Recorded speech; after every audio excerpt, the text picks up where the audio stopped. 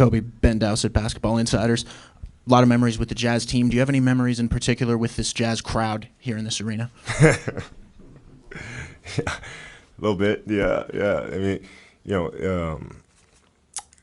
they were really, really tough on me, man.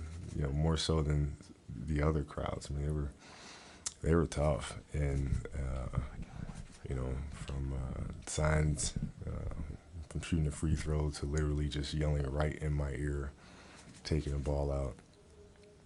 Man, it pissed me off so much. I mean, it was like '08 in the playoffs where I just kind of, just erupted after a play and just started talking back to the crowd because it was they just kept driving. So, so that being said, it's fond memories, yeah, truly, because it was like, that's what sports should be, I think, is that kind of bantering and that kind of competition and whatever. So I've always loved playing it because of that. Kobe, Craig Bolerjack back here with the Utah Jazz.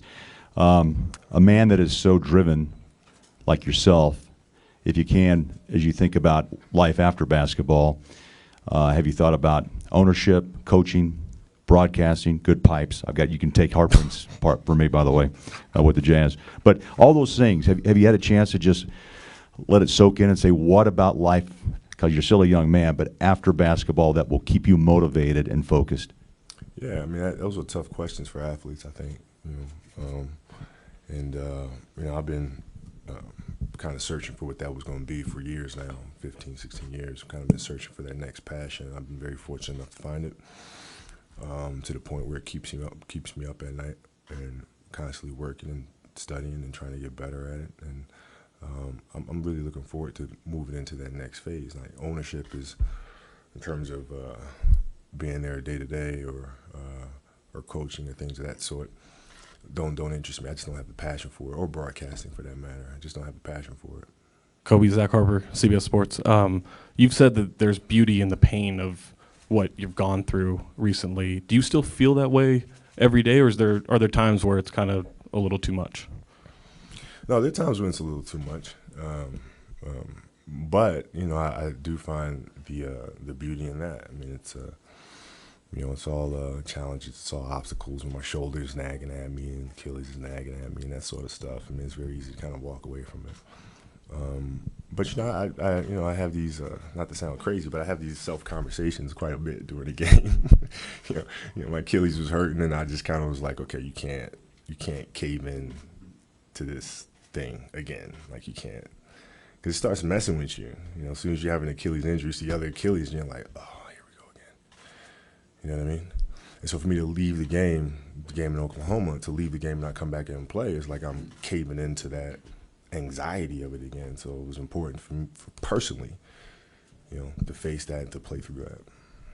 Kobe, the only other two recently who've played for one franchise as long as you have are John Stockton and Tim Duncan. Neither are quite as expressive as you are.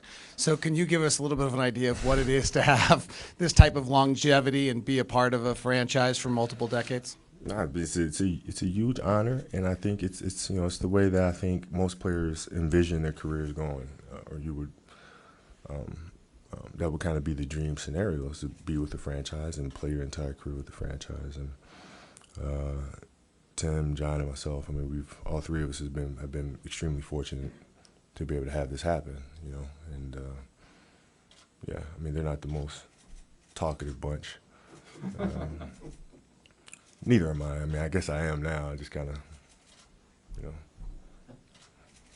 less of a smart ass, maybe.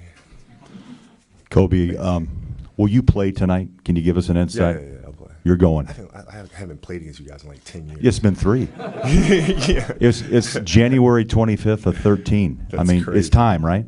Well, yeah, absolutely. It's, taking 2 weeks off is not on the menu. Kobe, Coach Snyder said today at Shoot Around he thinks you're in a good place right now. Can you talk about the relationship? And certainly you seem to be. Can you talk about your relationship with Coach Snyder? We were extremely close the year he was coaching for us. I mean, we would talk daily. We'd go over different plays, defensive reads, offensive reads. We'd talk basketball in general. So during that year, we became extremely close. and I always knew he had a really bright basketball mind. And so I'm very happy to see the success that he's having, and I think it's just the beginning for him. And but yeah, he's right. I am in a good place.